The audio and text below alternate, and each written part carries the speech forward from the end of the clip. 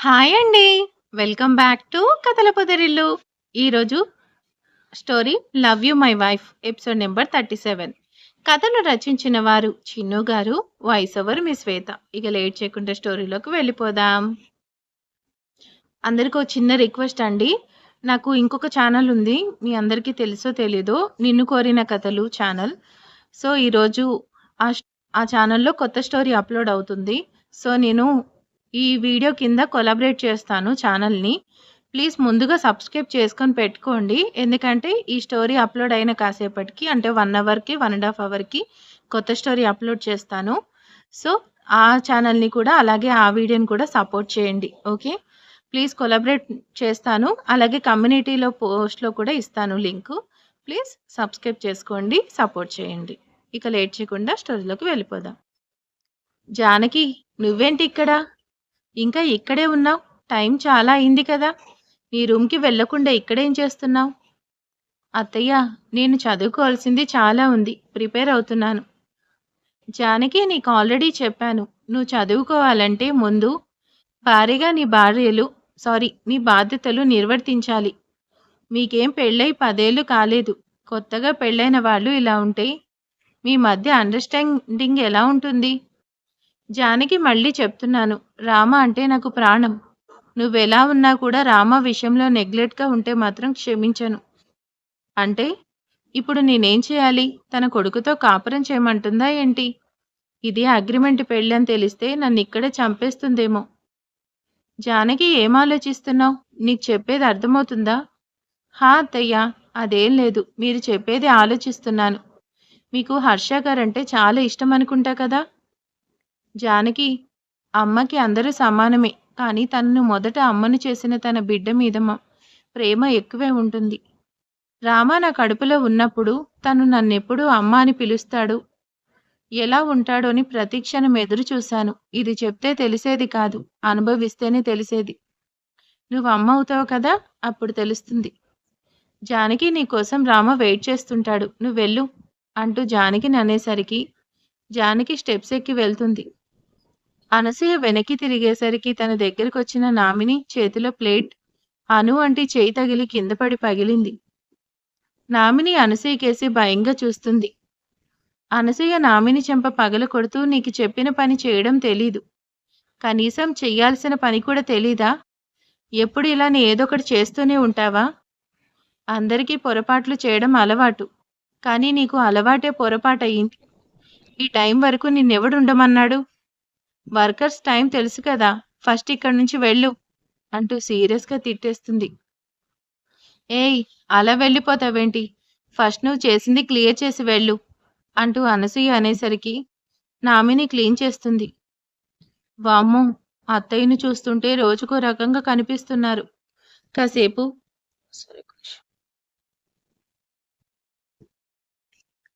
కాసేపు మంచిగా ఉంటారు. అంతలోనే కోపంతో పనిష్మెంట్ ఇస్తారు. తన గురించి అసలేం తెలియడం లేదు. ఈ అమ్మాయి ఎవరు? వచ్చినప్పటి నుంచి చూస్తున్నాను. పని మనిషి అంటే అలా కనిపించట్లేదు. అసలెవరు? ఎందుకిలా ఇక్కడుంటుంది? అనుకుంటూ ఉంది జానకి. హర్ష గారు, నేను ఫస్ట్ టైం ఎవరి హెల్ప్ లేకుండా స్వీట్ చేశాను. టేస్ట్ చేసి ఎలా ఉందో చెప్పండి అంటూ రూమ్‌లోకొస్తూనే అడుగుతుంది జానకి. జాను, నిన్ను నమ్మొచ్చు కదా? నాకెందుకో డౌట్‌గా ఉంది. నా మీద ఎక్స్‌పెరిమెంట్ అవసరమా? ఈరోజు కుకింగ్ కూడా నేనే చేశాను. అంటే అది దగ్గరుండి చూశాను. అది వేరే విషయం. నేర్చుకుంటున్నా కదా, ఎంకరేజ్ చేయండి అంటూ బౌలిచ్చింది. జాను, స్వీట్‌లో షుగర్ తక్కువైంది. షుగర్ ఎక్కువుంటే హెల్త్ ప్రాబ్లం ఎలా ఉంది? ఇంకా లైట్‌గా కుక్ అయితే బావుండేది. హెవీ కుక్ అయితే డైజెస్ట్ ప్రాబ్లం కదా, ఎలా ఉంది? డ్రై ఫ్రూట్స్ ప్రాపర్‌గా కుక్ అవ్వలేదు. డ్రై ఫ్రూట్స్ కంప్లీట్ ఫ్రై అయితే న్యూట్రిషన్స్ ఉండవు కదా, అందుకే. ఇప్పుడెలా ఉంది? ఘీ బాగా ఎక్కువగా ఉంది. ఆయిల్ ఫుడ్ అయితే బాడీకి కొలెస్ట్రాల్. కానీ ఇది ఘీ కదా, బాడీకి మంచిదే. ఇప్పుడెలా ఉంది? అంటే అది తింటుంటే ఏదోలా ఉంది. ఏదోలా ఉండడానికి ఏముంది? అక్కడేం లేదు కదా. ఉఫ్!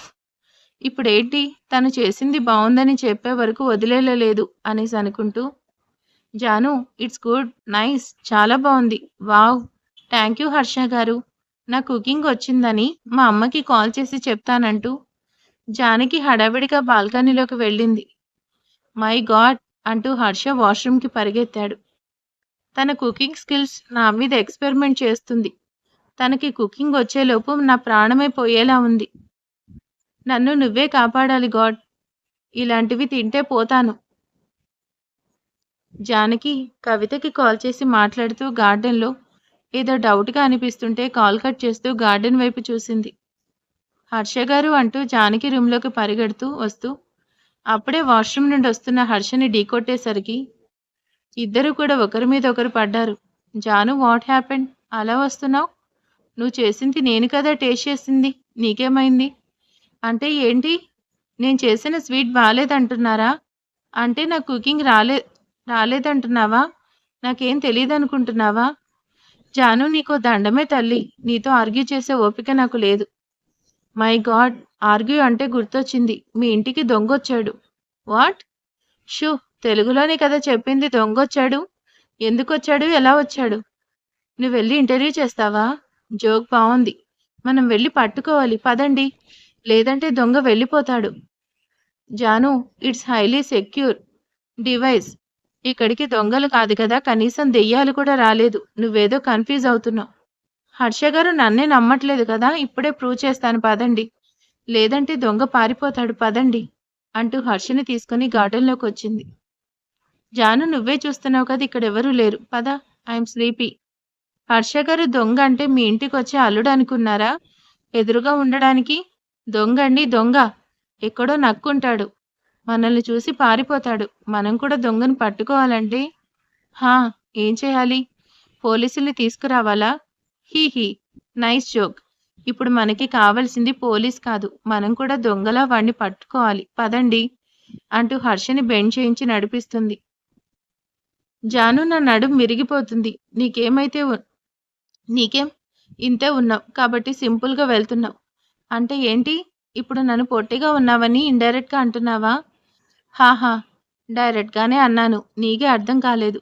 హర్ష గారు అంటూ జానకి హర్ష మీదకి రాబోతూ కాలికేదో తగిలేసరికి హర్ష ఎద మీద పడేసరికి ఇద్దరు కూడా ఒకరినొకరు చూసుకుంటున్నారు.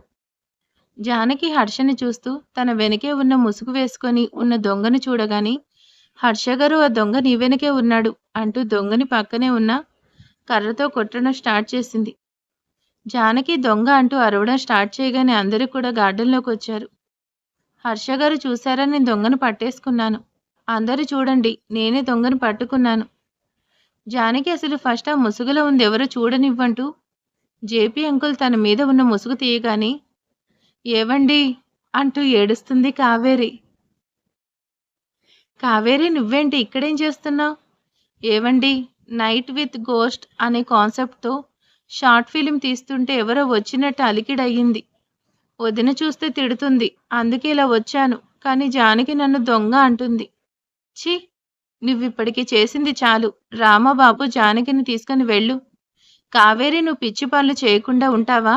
అందరూ పదండి అంటూ అను ఆంటీ అనగానే కావేరిని తీసుకుని జేపీ అంకుల్ వెళ్ళిపోయాడు. జాను ఇప్పుడు క్లియర్ అయింది కదా! నువ్వు చూసింది కావేరి ఆంటీని. హర్ష గారు నేను క్లియర్‌గా చూశాను. దూరం నుంచి ఎవరో మగతనొచ్చాడు. కానీ కావేరి పిన్ని ఎలా వచ్చిందో తెలియడం లేదు. జాను ప్లీజ్ రేపు నాకు అర్జెంట్ వర్క్ ఉంది. నీకు అకాడమీ ఉంది కదా! ఇదంతా వదిలేయి పద అంటూ జానకిని తీసుకుని వెళ్ళిపోయాడు. అక్కడికి కాస్త దూరంలో ఓ పక్క నుంచి అంతా చూస్తున్న అతని మీద చేయి పడేసరికి టెన్షన్‌గా వెనక్కి తిరిగి వెనకే ఉన్న నామినిని చూడగానే ఊపిరి పీల్చుకున్నాడు. నామిని నువ్వేనా? ఎవరైనా? నన్ను చూసారేమో అనుకున్నాను. ఈరోజు మనం దొరికిపోయేవాళ్ళం. ఎందుకు నన్ను కలవాలనుకున్నావు? నేనంటే ఇష్టం లేదు. నాతో మాట్లాడొద్దు అన్నావు కదా! ఎందుకు మళ్ళీ వచ్చావు? నేను పడే బాధలు చూడ్డానికొచ్చావా?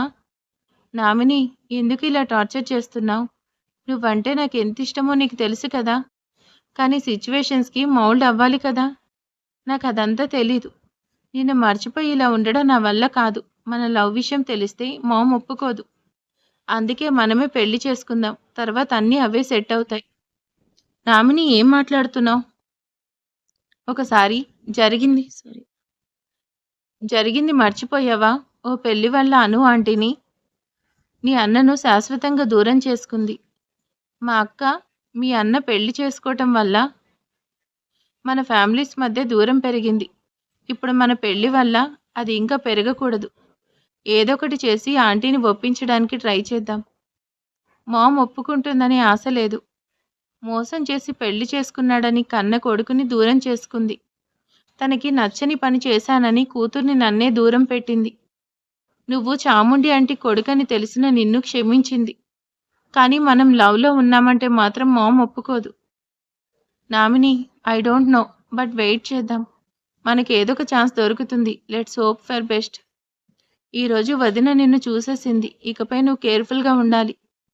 నామిని, టైం అవుతుంది. ఇకపై అకాడమీలో కలవడం కుదరదు. అక్కడ జానకి ఉంటుంది. మనల్ని చూస్తే నిజం తెలుస్తుంది.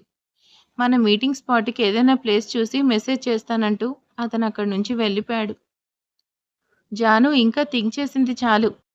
మేడం, లైట్ ఆఫ్ చేస్తే పడుకుంటాం.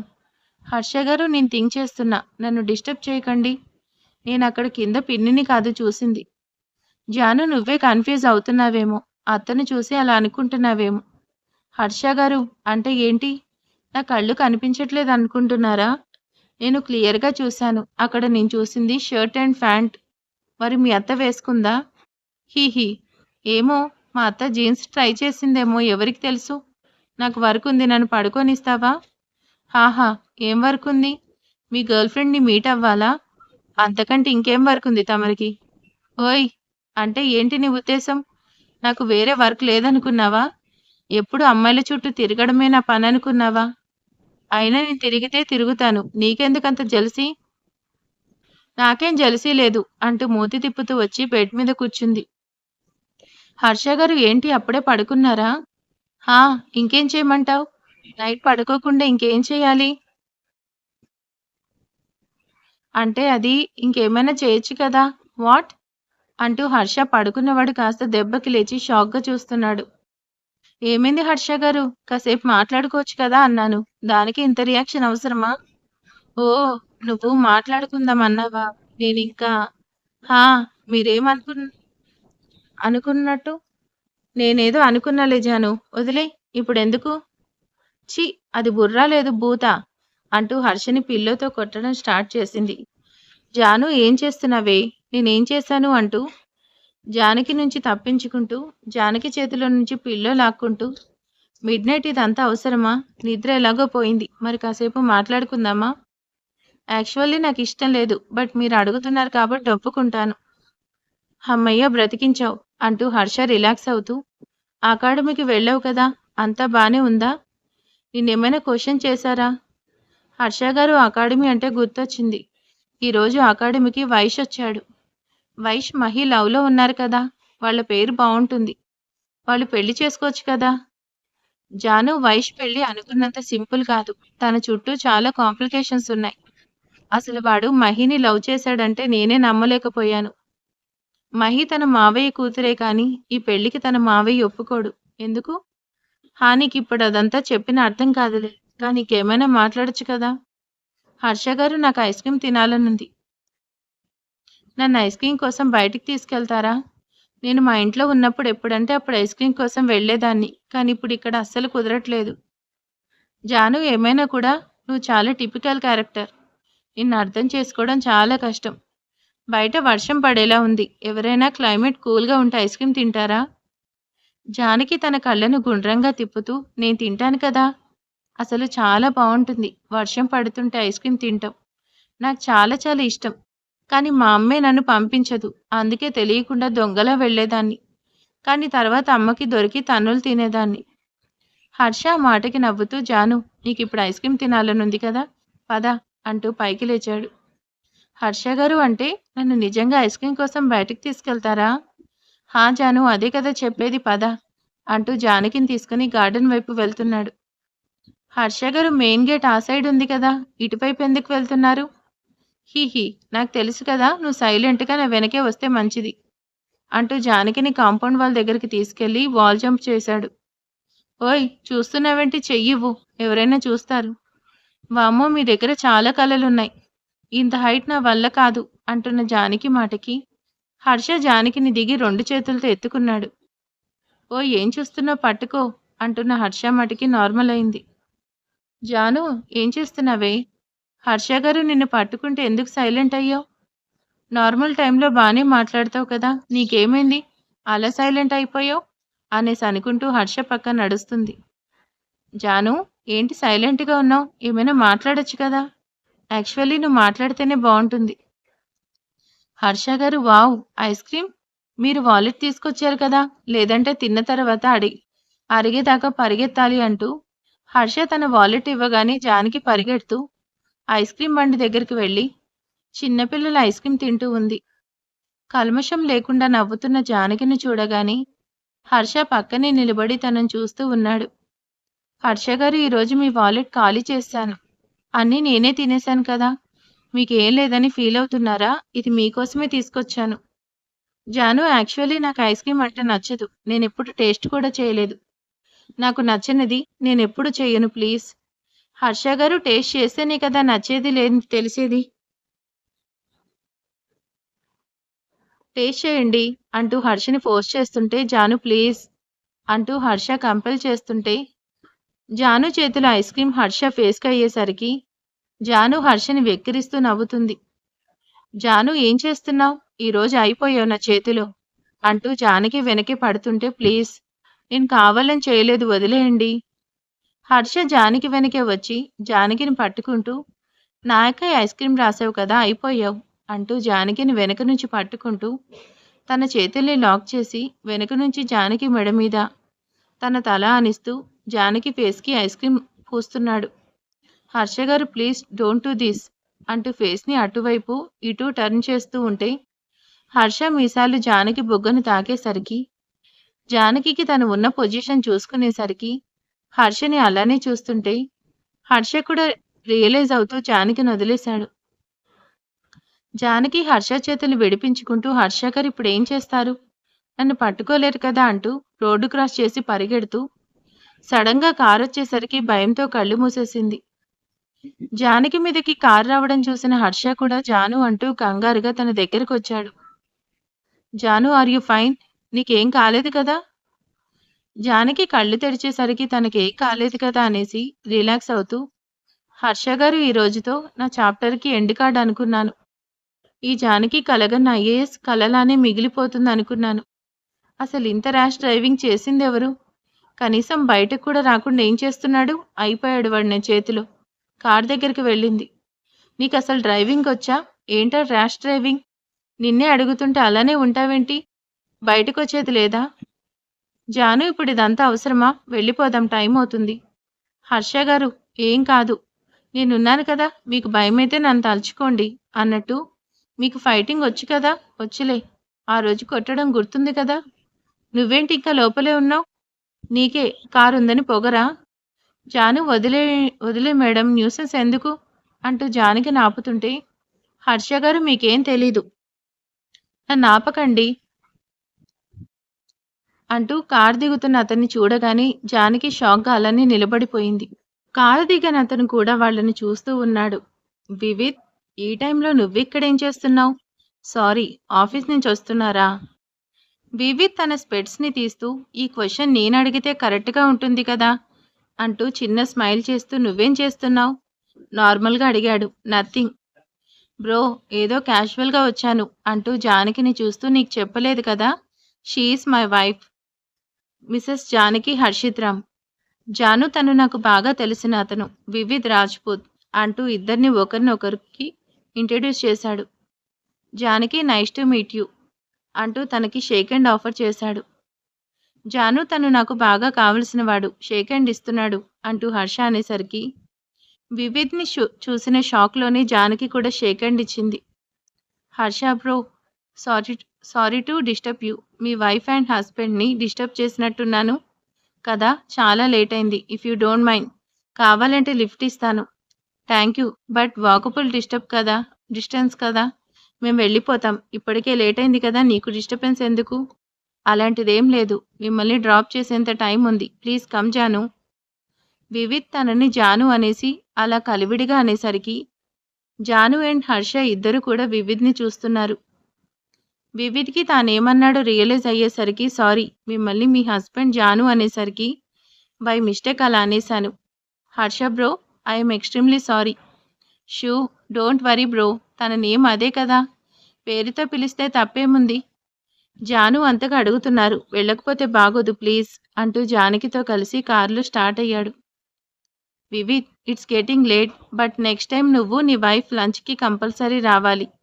అన్నట్టు నీకిక్కడ చెప్తున్నాను అని అనుకోకపోతే 2 డేస్‌లో నా ఆఫీస్ ఇనరాగేషన్ ఉంది.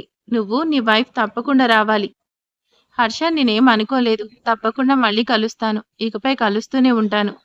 అదే మనం ఇకపై పార్ట్నర్స్ కదా అంటూ వివిధ్ అనేసరికి హర్ష జానకిని తీసుకొని నందనవనంలోకి వెళ్తుంటే జాను నిన్ను చూసి ఫేస్ చేయలేకపోయాను. నీకు సారీ చెప్పాలని ఉన్నా నేనెవరో తెలిస్తే నీ భర్త ముందు నీకే ప్రాబ్లం. అందుకే నువ్వెవరో తెలియనట్టే ఉండిపోయాను. నేను నీకు మోసం చేసిన దేవుడు నీకు మంచి చేశాడు. You both are made for each other అంటూ వివిధ్ కార్ స్టార్ట్ చేసుకుని వెళ్ళిపోయాడు. జాను ఇప్పుడు నువ్వెందుకు ఇలా ఉన్నావో నాకు తెలుసు. హర్ష గారికి తెలుసా? అంటే బావకి నాకు ముందే పెళ్ళైన సంగతి తెలుసు. కానీ వివిధ్ మా బావని కూడా తెలుసా? జాను నిన్ను నా వైఫ్‌గా ఇంట్రడ్యూస్ చేసినందుకు ఫీల్ అవుతున్నావు కదా! మనకి పెళ్ళైనట్టు ఎవరికీ తెలియకూడదు అని నువ్వు రూల్ పెట్టినా నేను క్రాస్ చేశాను. నన్ను అలా రోడ్డు మీద చూసి నిన్ను రాంగ్‌గా అనుకోకూడదు. అందుకే నువ్వు నా వైఫ్ అని పరిచయం చేశాను. అంతేకాని వేరే రీజన్ ఏం లేదు. దానికోసం ఇంతలా థింక్ చేయాల్సిన అవసరం లేదు. రామా అంటూ లోపలికొస్తున్న జానకి, హర్షలకి ఎదురుగా వచ్చింది అనసూయ. అను అంటే ఇద్దరిని కోపంగా చూస్తుంటే mom let let me explain actually నువ్వేం చెప్పాల్సిన అవసరం లేదు. రామా ఈ టైంలో నువ్వు బయటికి వెళ్ళావంటే రీజన్ నువ్వు కాదు అంటూ జానకిని సీరియస్‌గా చూస్తుంది. మామ్ అదే కాదు. నేనే జానకిని బయటికి తీసుకెళ్ళాను. రామా లేట్ అయింది. నువ్వెళ్ళి పడుకో. నీకే చెప్పేది రామా అర్థం కావట్లేదా? నీ భార్యతో నేను మాట్లాడాలి. మామ్ నేను నిజమే చెప్తున్నాను. జరిగిన దాంట్లో నాదే మిస్టేక్ ఉంది. ప్లీజ్ మీరేం చేసినా కూడా దానికి నేనే రెస్పాన్సిబిలిటీ తీసుకుంటాను. రామా నీకు ఈ ఇంట్లో అన్ని పద్ధతులు తెలుసు. తెలిసి కూడా నువ్వు తప్పు చేశావంటే కారణం నువ్వు కాదు. నిన్ను అలా ప్రేరేపించిన వాళ్ళది. జానకిని కోపంగా చూస్తుంది అనసూయ.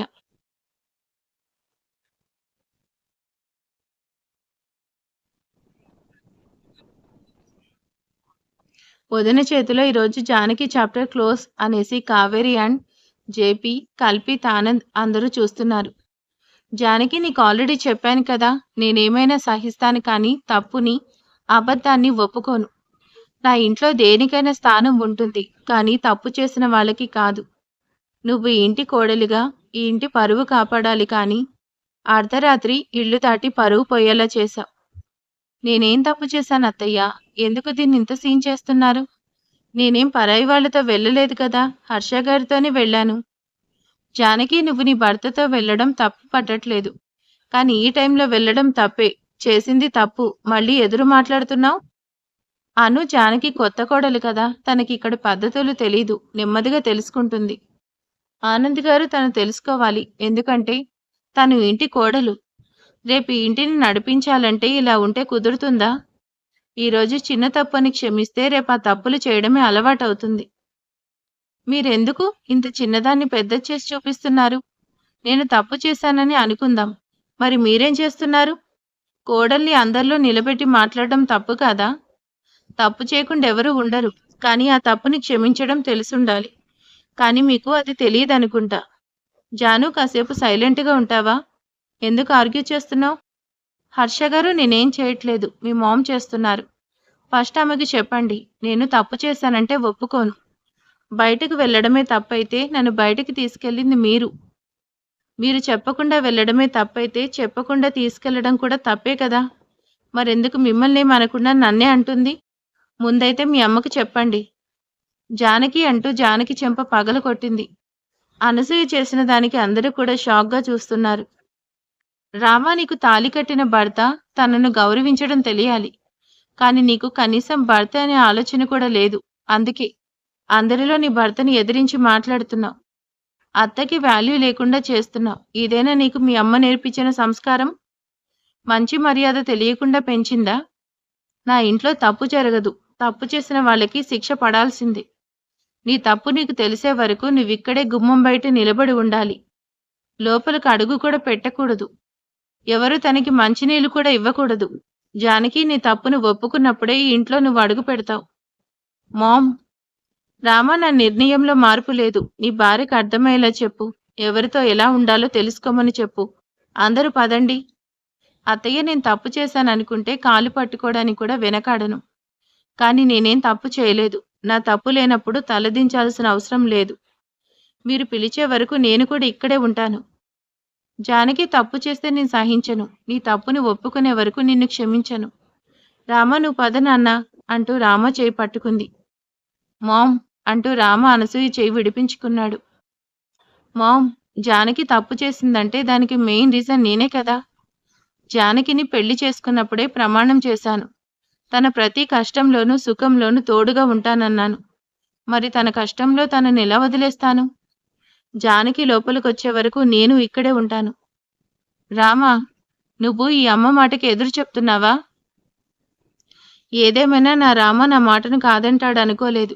కానీ ఈరోజు నువ్వు నా మాటనే కాదంటున్నావు రామా. భార్య కోసం తల్లి మాటనే ధిక్కరిస్తున్నావు. నీ మాట ఇదైతే నా మాట కూడా విను. నీ భార్య తన తప్పును ఒప్పుకునే వరకు నేను నీ భార్యను లోపలికి పిలవను అనేస్తూ అను ఆంటీ బాధగా రూంలోకి వెళ్ళిపోయింది. మరిప్పుడు ఏం జరగబోతుంది? జానకి తను తప్పు ఒప్పుకుంటుందా, లేకపోతే రామ బాధ చూడలేక జానకిని లోపలికి రమ్మంటుందా అనసూయ? చూద్దాం నెక్స్ట్ ఎపిసోడ్లో ఏం జరుగుతుందో. మీరేమనుకుంటున్నారో కింద కామెంట్ చేసేయండి. అలాగే కొత్త ఛానల్ నిన్ను కోరిన కథలు ఛానల్లో యారగంట్ రుద్ర అనే స్టోరీని కూడా సపోర్ట్ చేసి కామెంట్ చేసేయండి. Thank you for watching.